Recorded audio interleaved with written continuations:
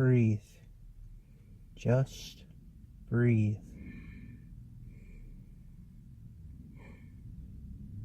Oh, damn, I'm just not good at this. I just don't have the force enough. Your force hasn't awakened. Oh, well, whatever. They can do the rebellion without me. Oh well. Gee, oh well. I'll go back to my cave. I know. Welcome everybody to a brand new movie review where we talk about Star Wars Episode 8, The Last Jedi. And 2 years in the making. 2 years in the making from when The Force Awakens came out. And you know, I'll tell you something. What's really interesting is that, you know, the trailers come out like, 6 or 8 months beforehand. And everyone's like, oh my God, this is such a long time to wait for a movie. Look, it was going to get here before you know it, and we're here already. And then there are times when you're just like waiting. Your anticipation builds up to a point where you're about to explode. And you see the movie, and it's just like, oh no, we got another 2 years for the next one. I know. So, to me personally, I'm like, okay, we're here. It's finally arrived. Anticipation like crazy. So... biting our nails, so wondering what's going to go on in this next chapter. So where do you want to start, sir, with let's The do Last this Jedi? First. Let's pay tribute to a very special actress who's been there since the beginning. Carrie Fisher. And passed away this year. she passed away, I think either... It was a couple months ago. Oh, no, it wasn't a couple months ago. It was almost a year ago. Almost a year? Yeah, almost a year ago. And she... is a incredible actress, a wonderful human being from what I know and from what I've heard from people. She's absolutely just a very loving person and somebody who honestly did not need to come back to Star Wars. She could have said no, but she said yes and embraced it again. I mean, you can say in a way, her daughter carried on the tradition with Star Wars. Yes. If you don't know her character, she's one of the lieutenants. Billy Lord, that's her name. Yep. And honestly, she looks like the spitting image of her mother from back in the day. She absolutely does, you're right. And so, definitely, we're going to miss Carrie Fisher, and... we salute you, Princess Leia. May the Force be with you. May the Force be with you. So, I guess the right place to start is really the idea that the plot being, this takes place maybe a week, if that. Days, a week at best. At best, the idea that basically the First Order is hunting down the rebellion. They're building up their empire. And basically the rebellion for most of this movie is on the run. They don't have the Force. I mean, before you've seen The Force Awakens, you know what happened to their backing with the Republic. And yes, it's just they've been crushed to like a pint size compared to what they were. Yeah, they are not what they once were, and they're holding on by a thread. And we pick up with certain things. Finn is still injured and recovering.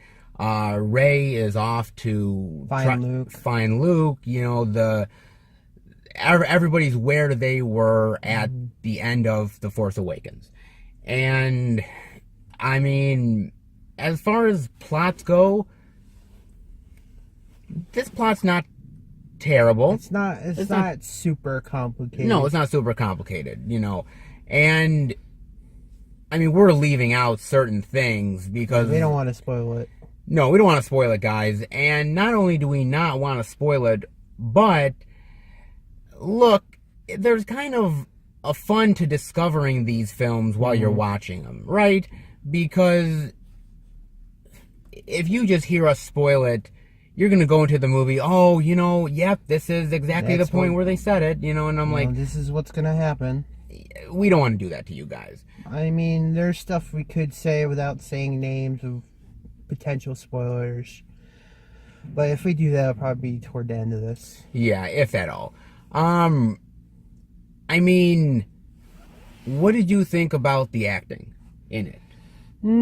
I think the most pivotal ones in this movie were Luke, Mark Hamill's character,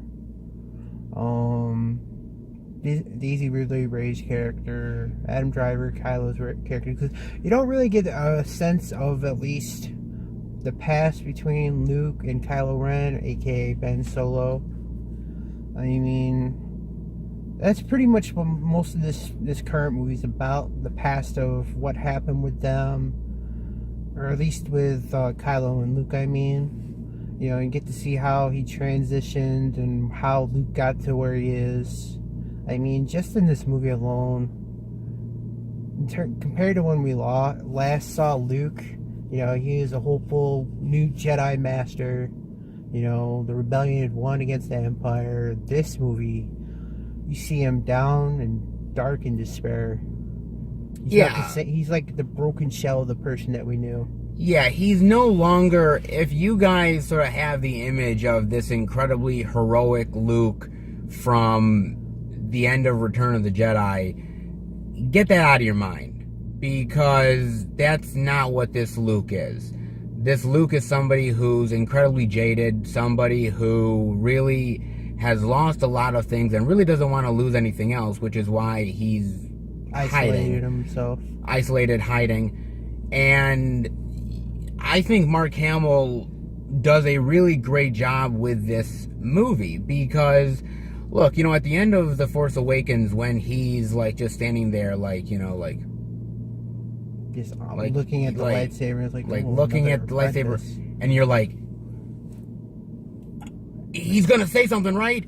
He's gonna say it, right? Everybody literally froze at that moment. It's like, now we gotta wait 2 years to find out what's gonna happen. Yes. And trust me, when you see that scene, everybody in the theater chuckled when that happened. It's a funny scene from what he does, and honestly, I think Mark Hamill is all around is just a really great actor regardless, but I think he does a really great job with this because his character has some place to go. He doesn't start out Mr. Heroic and then ends Mr. Heroic. He has places to go as a character so that there's a range for him to play with. He does a great job with it. I was glad to have him back in it. I kind of figured it would have been. He kind of needed him to come back, just like the original cast members. I'm like, they're the old guard of the Star Wars series. This is the bringing on to the new guard. It is, and you know, like I said, he does a great job. Like I said, I think Carrie Fisher does a really solid job of what she has too, being the anchor for the rebellion. I think she does a great job. I think that Ridley and Driver's character really pull through in this movie. You know, they always ask these actors to do a lot of heavy lifting, especially emotion-wise. And I gotta tell you, they did a great job. Who in your opinion think did the better emotional range in this? But between Adam Driver and Daisy Ridley? My money right now, I think they're like almost on point with each other. I think Ridley had it just slightly bit more. You see, I'm gonna disagree and say Adam Driver. Well, that's what I'm gonna do. Well, what do you expect? I'm light side, your dark side. Well, not from the picture. But I will say this in this. They definitely not only do their emotional scenes, but when they get to the action parts, especially for them two. Oh man, they're good. There was one thing I was always expecting, even from the original series, when you see Palpatine, aka the Emperor, with his Praetorian Guard, the guys all dressed in red. Yeah. Let's just say you get to see these guys fight in this one, and trust me, they're no slouches. No, they're very, very good, and I appreciated that a lot. I also really think that John Boyega still does a great job as Finn. I also like I think the guy's name that plays Poe. Oh man, Oscar something. Oscar Isaac, thank you. Yes. Oscar Isaac, I think, still does a great job. He kind of hints me. He kind of reminds me of Han. Doesn't he have that sort of Han Solo swagger a little bit? Yeah, he's like that hot-headed fighter pilot. He's like, I gotta get out there. I gotta get out there. We're not just gonna sit around here or run away. That don't hold with Leia. She'll smack the shit out of him for that. Right. She bitch slapped him basically. Don't make me smack a hoe. Make me do it. No, don't make you smack a pole. Don't make me smack a pole. I do it. No, I mean, Hell, look, Leia had some funny bits in this movie. I'm like, I will say this: the movie is more funny than I think I was expecting. yeah. And there's one part that always wondered me. It's like, how did the Jedi and the Empire, where did they get? I mean, I understand they probably get their funding through somewhere, but where do they get their weaponry? We get that question And we answered. do get that question answered, and we also get the question answered whether they have a dry cleaning service. I think everybody chuckled a little bit on that one. And surprisingly so, the great thing about it is if they can pay for the dry cleaning service, I wonder maybe there's a Starbucks Probably on the ship.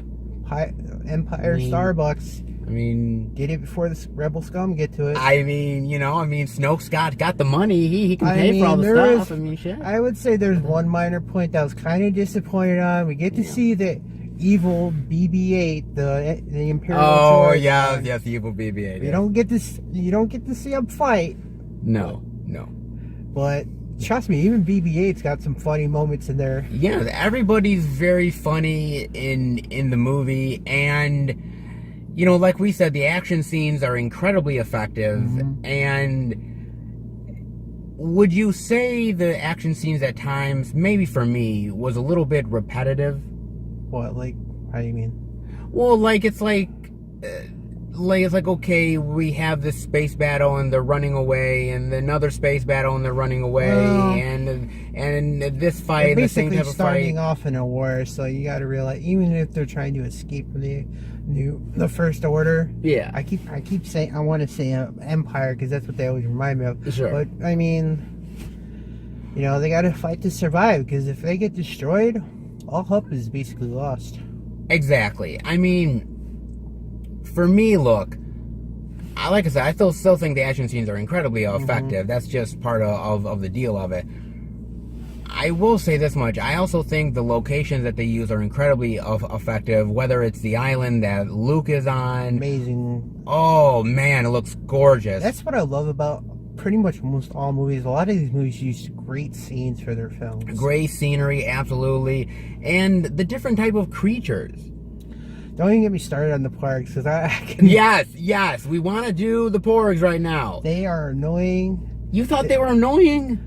I didn't think they were cute. They look like little penguins, or penguins / little teddy bears / chickens or something. I liked the porgs, guys. I did. And not only did I like the porgs, I love that scene with Chewie.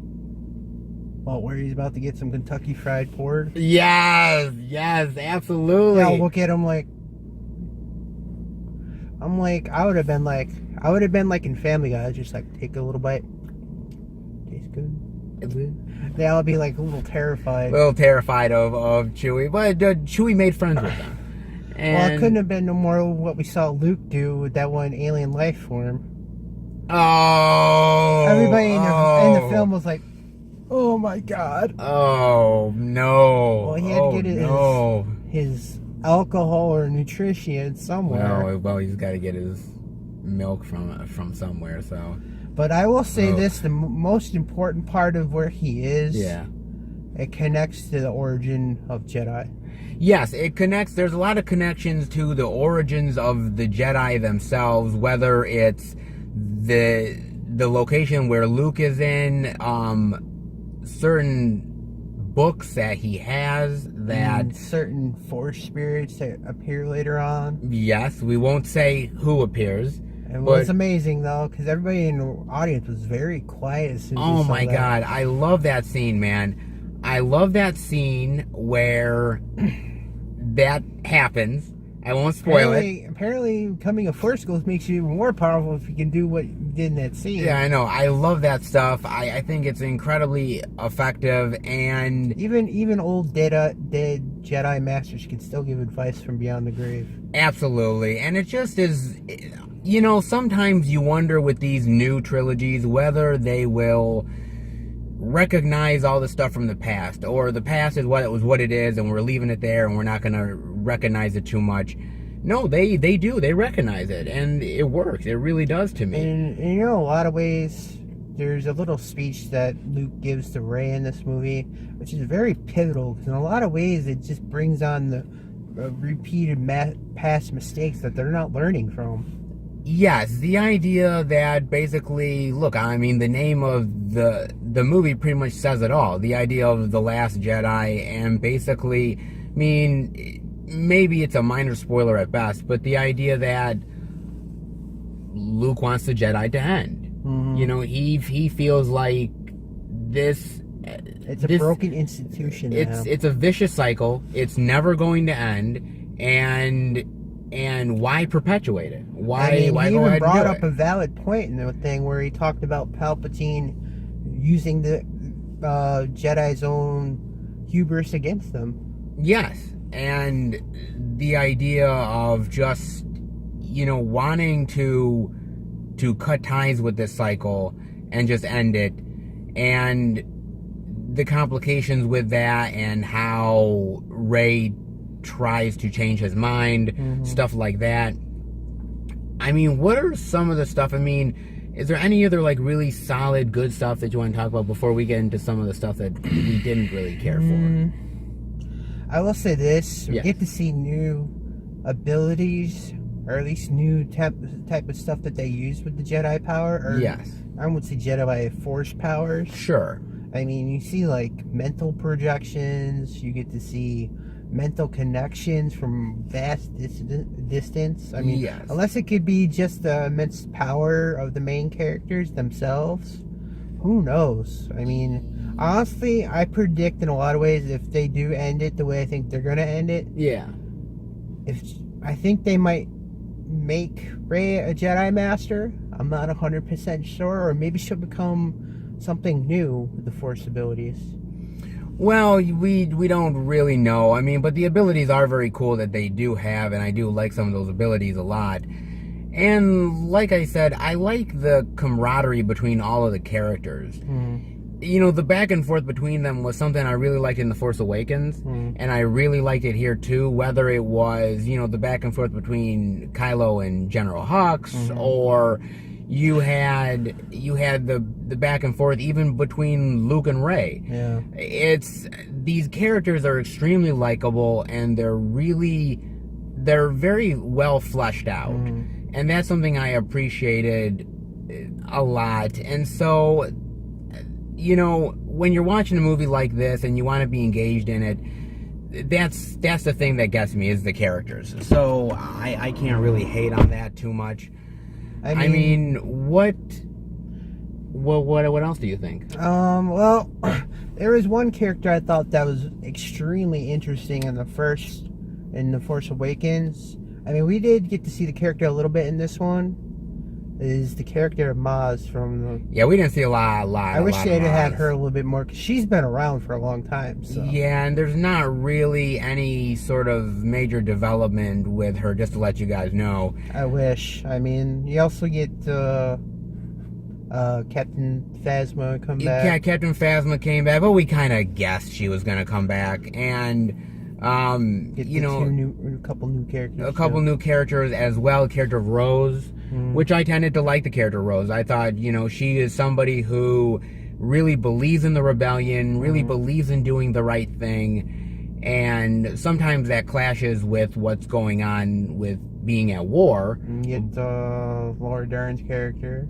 Laura Dern's character, which, not gonna lie, I didn't completely care for that character. She was kind of one of those, mind you, she was like one of those one-shot characters, but she was also, her character was kind of blandish in my opinion. You know what she looked like? She looked like a Hunger Games reject. She looked like a Hunger Games reject, because I'm watching. I thought she was like a projection or something. I'm like, is she really there, or is it like CGI or something?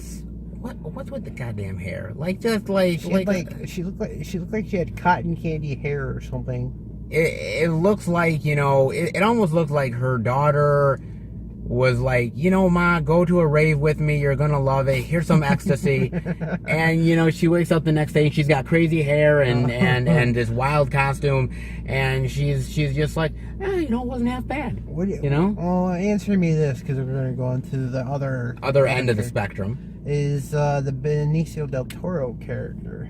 I liked Benicio Del Toro in this. I liked him a lot. When he first got announced for the movie, I thought... worried? No, I wasn't worried. I thought, is he going to be like a Sith Lord or something like that? I thought like because he's got the look. But when you see him in this movie and what he's playing, I thought it worked. I thought he did a very effective job of, you talk about scum and villainy, and he's part of that. I mean, there was a point where you're like, oh, this guy's not totally bad, then he does a 180 on you. And then you're like, oh, shit. You're like, trusted the wrong guy. Shit, But then again, the rebellion needs whatever they can take. Absolutely, it's a good point. They're going to need a lot of help by the end of this film, I mean. Well, yes. What is your sort of negative point, if you have any? Well, I want to list one more positive thing before we get to the negative. Okay, yeah. For the one positive thing, we get to see Luke do confrontation with Kylo. There's just one part where he does something like this. You'll understand why when you see the film. Yeah. Everybody laughed their ass off. I know I did. Yes, that is a good scene, and like I said, the humor is a part of it, yes. Alright, that was my last positive point. Negative points... I don't know how to say this one without giving anything away. Okay. I mean, there's one major character I wanted to know the history of, or at least a little background from. You don't get it, which really kind of ticked me off. Yes, we won't spoil what happens, but we will say, look, we're gonna say this. You really don't get much backstory with Snoke. I'm just gonna say it right now, guys. I mean... if you were going into this movie questioning like we did... Like, what is he? Is he a Sith Lord, or what? Or who the hell is he? Is really the question, and... He's got juice. I mean, he's got, like, Palpatine-type power. And we don't get those answers. And that really is the one thing that really frustrates me, are those type of answers. Like I said, sometimes when I watch a movie, I don't need certain answers because I feel like there's enough there to kind of get me through. But with people like Snoke, who they clearly set up to be a mystery from The Force Awakens, when you don't have that in this movie of some type of answers, that does frustrate me. Well, that and another negative thing was like, he puts all his time and attention into Kylo Ren's character. Yeah. To make him his apprentice, his right hand. Then when he finally does get the potential Jedi, Rey's character, in his grasp, he figured, why didn't he just corrupt her? Turn her to his side, then he could have another apprentice as a backup. Well, yeah, exactly. You wonder about these things. You really honestly do. She's got that much juice in her. Might as well take advantage of it. You might as well. I mean, again, there's questions about that. Also, like I said, this movie is a long movie, man. I'm just gonna say that there's moments where it really feels its length, at least to me. Like, there were moments where I'm like, oh, they're gonna end it here. And then there's another 10 or 15 minutes, and I'm like, oh, this is a perfect way to end it. And then they go on more. This movie is just stuffed to the gills.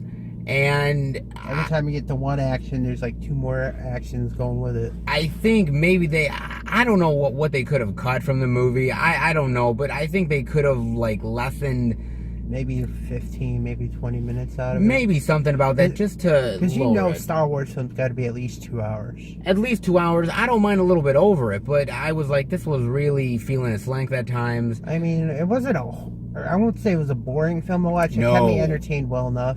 It was an entertaining movie, but there were certain moments where I said the comedy works, but there's some of the comedy that doesn't work. There's a moment at the beginning of the movie with General Hux. I won't really say what the scene is, but I was like, wow, this is getting into Spaceballs territory. And I was that like... That would have been cool to see in it. Well, that doesn't belong in this. I know. The Spaceballs stuff doesn't belong in it. That belongs in Spaceballs. It doesn't belong in Star Wars. Now, some of the comedy does incredibly work, and some of it, I think, falls a little flat. Mm-hmm. I'm glad that most of it works, because if some of it kind of failed more, I would have, been a little like, come on. I mean, I think some of the characters, like I said, some of the newer characters work, some don't. Yeah. I won't spoil it. Do I think the character deaths are satisfying? It depends on which one. I don't think any of them are satisfying. Which is the good, the bad? Or... Both. I'm gonna say this right now. I'm gonna say this, that I think both of them are not incredibly satisfying.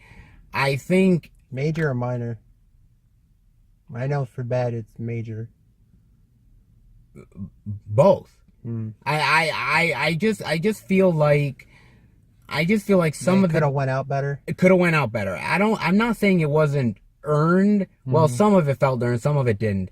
Again, don't want to spoil it, but my sort of thought about it is like, okay, we gotta have it feel more special, almost. But like the main, like when you saw the Emperor go down or Vader go down in the series, or you saw try to fight against them, or even other smaller characters, when they went out, you're like, okay, that felt like it was right. It felt like it was satisfying. Not so much here. I mean, let's look at it this way. You've got 4 powerful Jedi, or Force-sensitive people. You got Snoke, you've got Kylo Ren, you've got Rey, you've got Luke. Yeah. I mean, honestly, I could not see all 4 of them battling at the same time. Because for one, just 2 of them alone could probably tear an entire ship apart. Yeah, like I said, it's just not satisfying. I mean, I don't care how you split it, it's not satisfying. If I would have done it my way, I would have had Luke try to face Snoke, but he's been out of the game for so long. He's not what he used to be. I mean, he could put up a good fight, but he's just not. He's not powerful enough anymore. He's not powerful enough anymore. I don't know. Then more like when Palpatine fought Yoda. Yoda realized he couldn't defeat him on his own, so he made a backup plan.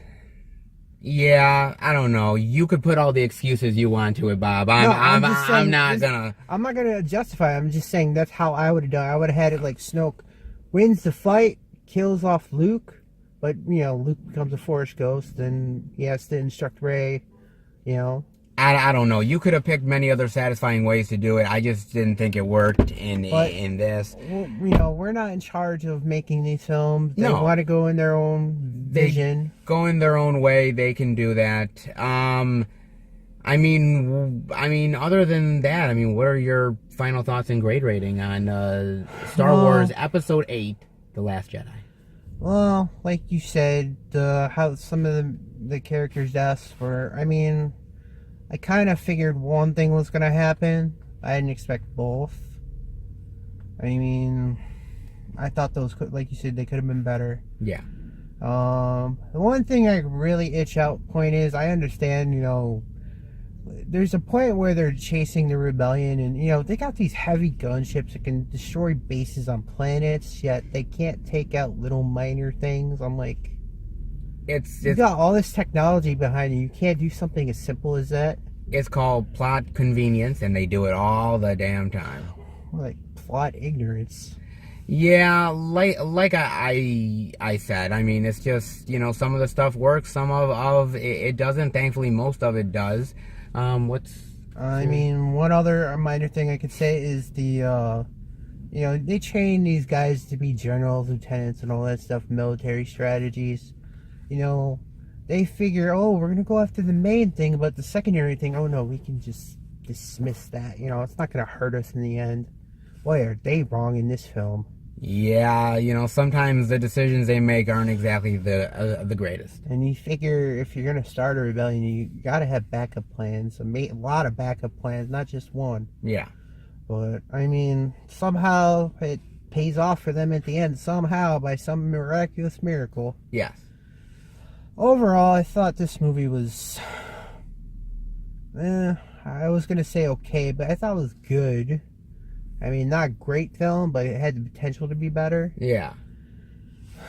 If I had to go anything... I forgot what I gave Force Awakens, but I think Force Awakens was a decent, pretty good grade. Yeah. It's like B plus something. Somewhere like that. This one, I thought, kind of before going into this film, I thought it was going to be an average film, because, they're going to put everything they got into the final film. Yeah. I'd probably have to give this film extremely low B minus. Just Okay. right on the edge before going lower, next grade lower. Okay. For me personally, like I said, I enjoyed The Force Awakens more. I felt it was more consistent of a movie. I felt like that I just like the pacing of that movie. I feel the pacing of this movie is off. I feel like it's not structured as well as what The Force Awakens was. Even though The Force Awakens took a lot of stuff from A New Hope, I still felt like that was a better movie overall. Mm-hmm. This movie is stuffed to the gills. It's packed with so much stuff. It needed to breathe a little bit more. I think the characters are still great. I think the situations are still pretty interesting. I'll be interested to see how they end it with Episode 9. I just think, Episode 8 really was just overstuffed, and it didn't have to be. So, for me, I'm going to give it probably a